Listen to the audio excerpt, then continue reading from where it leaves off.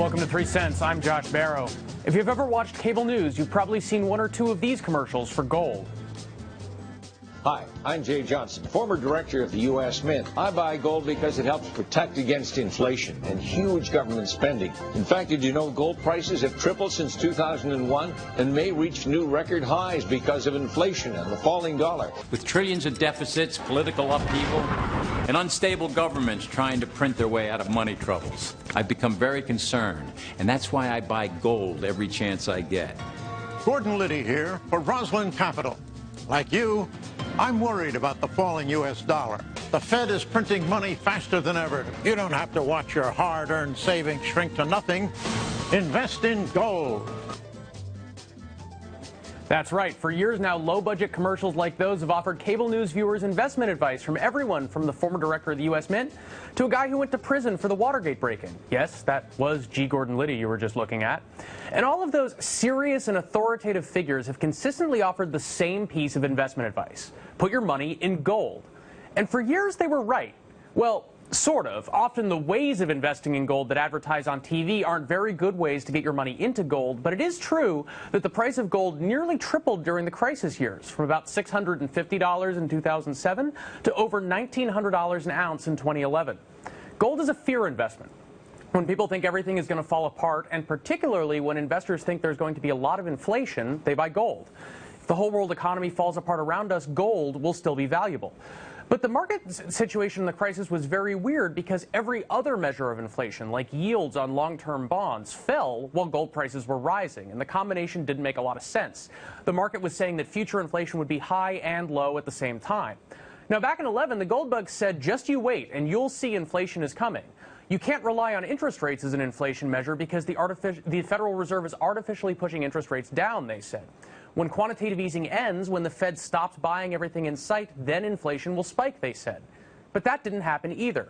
Quantitative easing is over, and the Fed is widely expected to start raising interest rates as soon as next month, but inflation measures aren't moving higher. In fact, the dollar has gotten much stronger. That's a sign we will have low inflation relative to other countries. Since the economy is returning to normal-ish and inflation still hasn't shown up, it's no surprise gold prices are now falling. Gold is almost halfway down from its highs and is at its lowest level since 2009. So what do gold advocates have to say for gold today? Is inflation still coming just around the corner, and should people still buy? Well, let's ask one of them. Joining me now is Peter Schiff, CEO and Chief Global Strategist for Euro-Pacific Capital. So, Peter, is gold still a good investment? Well, first of all, a lot of people think quantitative easing is over. I think it's just a pause, just like there was a pause between QE2 and QE3. So people think it's over. They think the Fed's going to raise rates. I think they're wrong. But also, gold prices didn't start rising in the crisis of 2007.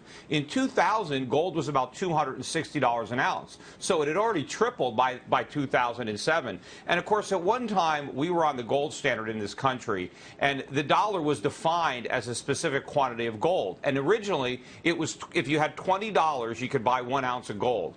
As late as 1970, you needed $35 to buy an ounce of gold.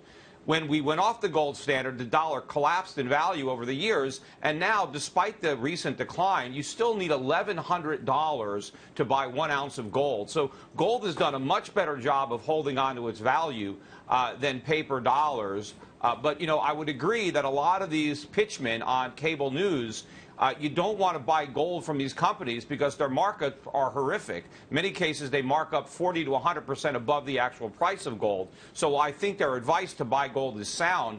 I think buying it from them is the wrong way to do it. And, of course, you don't want to buy gold to the exclusion of all other assets. You still want to have other investments in things like stocks or real estate. But you want to hold gold rather than holding dollars because with all the debt the U.S. government has, there's no place for the dollar to go over the long run but down. Is gold fundamentally a bet on inflation? The reason to invest in gold is if you believe that the federal government is going to print a lot of money, cause the dollar to fall, or that the government has taken out debts that it can't pay? Well, it's not about believing they're going to print a lot of money. They are printing a lot of money, and they will print a lot of money. We have about $18.5 trillion of funded debt, but that's the tip of the iceberg. The government has guaranteed all the mortgages, all the bank accounts, all the brokerage accounts, all the student loans. The government stands behind unfunded liabilities to Medicare, Social Security, government pensions. You're talking about over $100 trillion of liabilities that are impossible to legitimately repay through taxation. So the government will have to print a lot of money unless it wants to default on those commitments, and I don't think they have the integrity to do that. So when they print all that money, the value of that money will collapse, and the price of gold is going to skyrocket. There's no way around that. It's going to happen. But certainly over shorter windows of time, you can see the gold price declining. But over any longer time period, the price has no place to go but up. So my question then is how long is that time period? Because I feel like this is the refrain we've been hearing from gold advocates for a long time, especially since 2008, that inflation has to go up. But when we look at actual consumer prices, they've been very muted. The Fed actually is failing to hit its target that prices should go up even 2% year over year. Repeatedly, they come in under that. So if inflation has to be around the corner, if the government is printing so much money that it's debasing the dollar, when does that actually show up in consumer prices?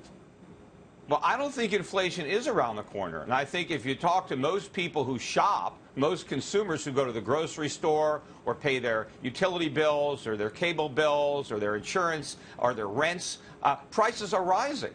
They're rising rather rapidly. It's just that the CPI doesn't capture those increases the way it used to because the government has changed the methodology for calculating it. But the cost of living is going up. The standard of living is going down. People recognize that. But one of the reasons that prices haven't risen faster is because we've exported a lot of our dollars. Foreign central banks and speculators are hoarding those dollars. But at some point, they're going to want to spend them. And a lot of that inflation that we exported to countries like China is going to come washing back on American shores, and it's going to send the cost of living through the roof.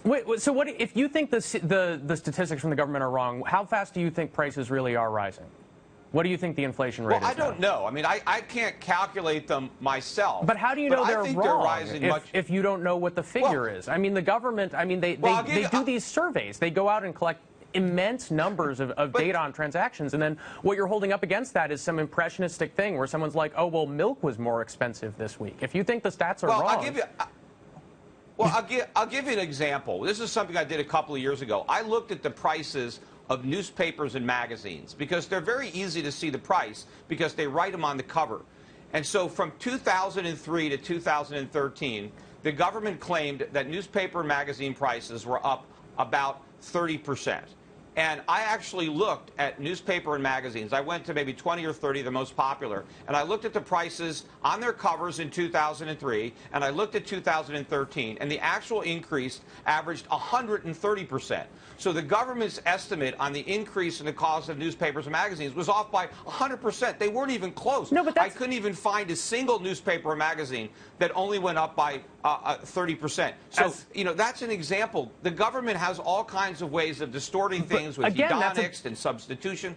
That's a bad example. I mean, as someone who works for a newspaper, I can unfortunately report that most people who are buying the New York Times are not paying sticker price for the New York Times. Newspapers and magazines are sold through subscriptions. They're sold at discounts all the time. And that's why you need to do something like the government does, where you go out and collect detailed data rather than just doing a survey where you look at sticker prices, because that will mislead you. No, but they were buying 10 years ago, they were still buying subscriptions. There were discounts to sticker prices back then. I mean, I'm comparing apples to apples. You want to compare apples to oranges. But you ask the average American, if you do economic surveys and you poll Americans, what is your biggest economic problem? Almost everybody answers rising prices. That's been the case for years. They don't identify unemployment. They don't identify environmental issues or health care. They always say rising prices. The cost of living is going up. And that is just not being captured in government statistics. And, of course, that's very convenient, because the last thing the government wants to admit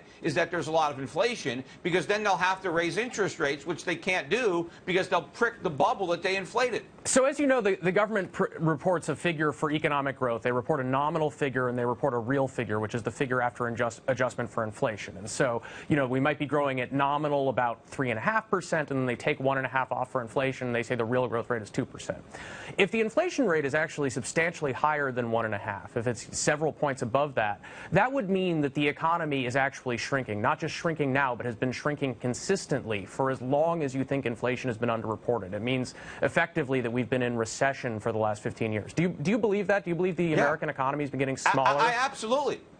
Every year for the last 15 years. That makes a lot more. That makes a lot more sense with the anecdotal evidence. The labor force has collapsed. We have millions and millions of people that are no longer even participating in the economy. If you look at energy consumption, it's way down. You look at all the people that are dependent on food stamps, dependent on disability. The economy is smaller. It is contracting. That is the lie. That is why this recovery doesn't feel like a recovery for the vast majority of Americans, because it isn't. It's been manufactured by statistics that understate inflation and therefore overstate growth. This economy is smaller. We have been in a recession for the entirety of the Obama presidency. That is the truth. Well, I want to thank Peter Schiff for coming in and enlightening us on the incorrectness of government statistics.